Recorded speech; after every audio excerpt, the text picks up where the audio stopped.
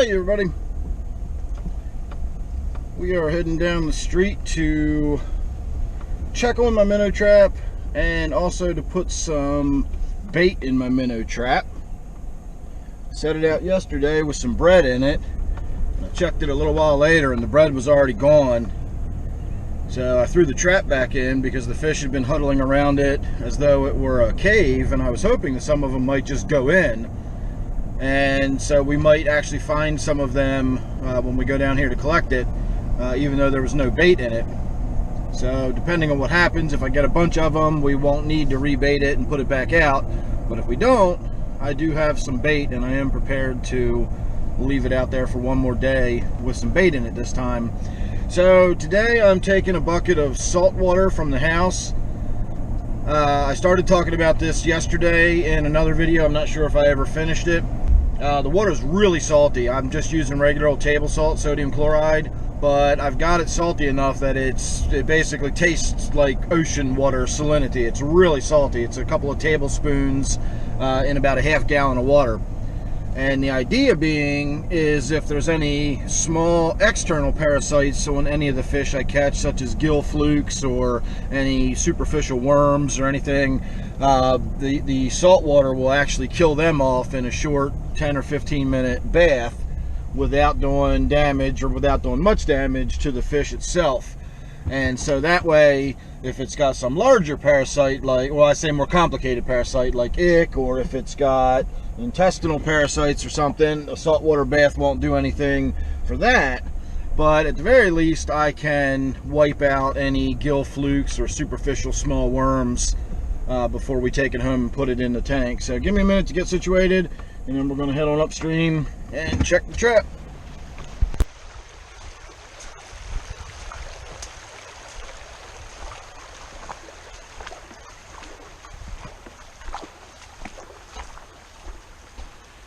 When I came out yesterday and checked the trap, we did have one fish in it, but it was not one of the ones that I'm looking for. I'm looking for a very specific species of fish. I want to get a rosy side dace. Well, actually I want to get several rosy side dace.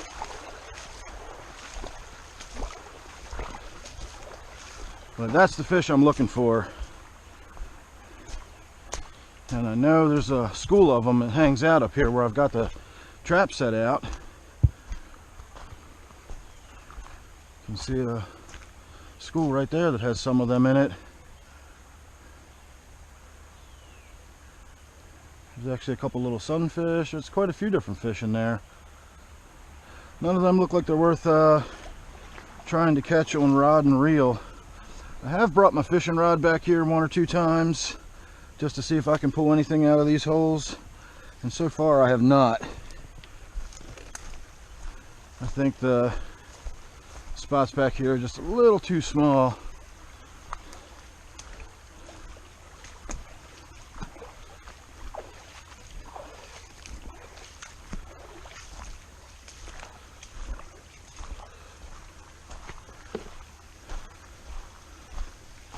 Well, let's see if anything's in it. There's tons of stuff around it. Oh, we got some in there. Yeah, let's see what we got. It's not bad for no bait. And now that I'm thinking about it, I left the bait in the truck. So we're actually just going to do the same thing and throw it back out like that. And see how many fish we have in it tomorrow. So now let's see what we've actually got.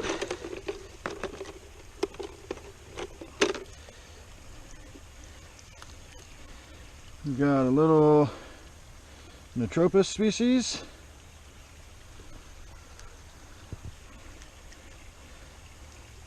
Those are the ones that have the little dark line down their side. They sort of look like black-nosed dace, but I don't believe that's what they actually are. They just look very much like it. There's a lot of species that look very similar. That's why I always say just a Notropus species, because I'm not sure what actual fish it is. There's a lot of them that look really, really similar. And they look just like that, sort of a brown on top, silver on bottom, and a dark line down their side. And I think that's probably all we're going to wind up finding in here. I'm not sure what that is. That's a pretty one there. I might bring that one back just because I'm not even sure what it is. It's really shiny and sparkly. It doesn't look like a creek chub. But that's not what I came down here for, so we're going to let that one go too.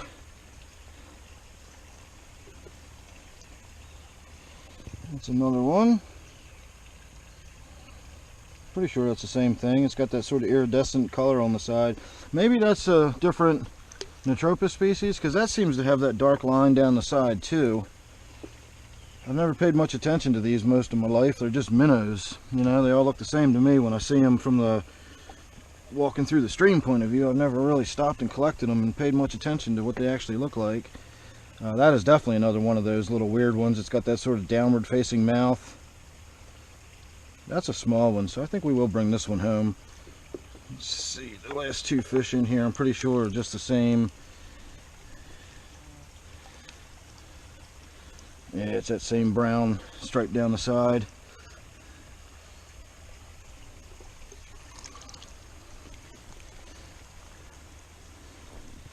And that's it. So not a single rosy side dace out of all that. But we'll leave it sitting out there, and we'll take this one home, and we'll put it in the waterfall tank, and we'll see what it does.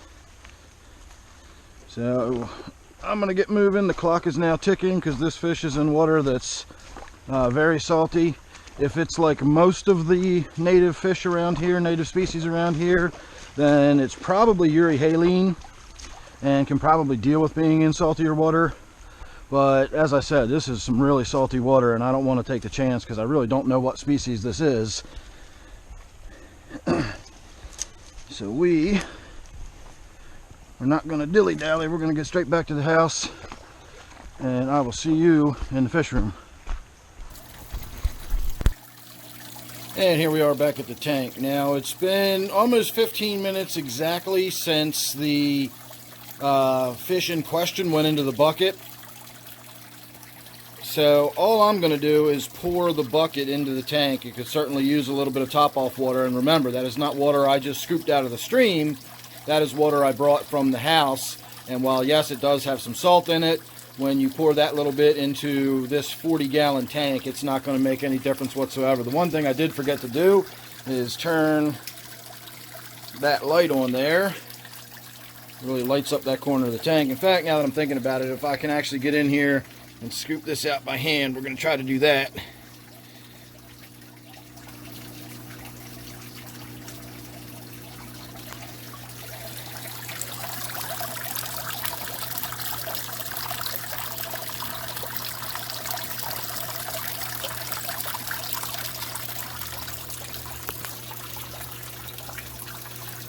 So I don't know if that is just another one of those Neotropis species, and maybe in spawn it gets that iridescent coloration on it or something. I'm not really sure what I'm looking at there. That doesn't really look entirely like any of the minnows I've ever caught before.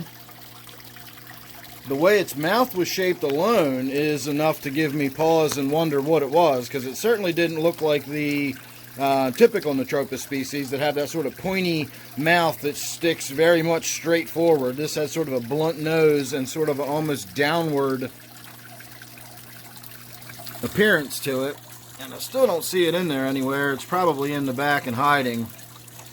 But at least now you've got an idea of what tank I put it in and what kind of company it's going to be able to keep.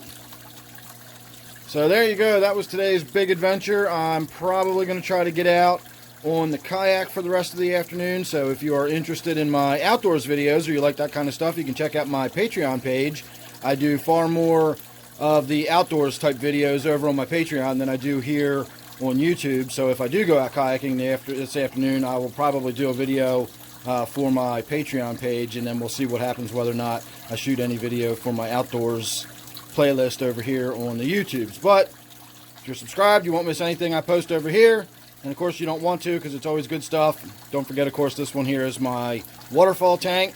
Thanks for watching. I'll see you real soon in the next one.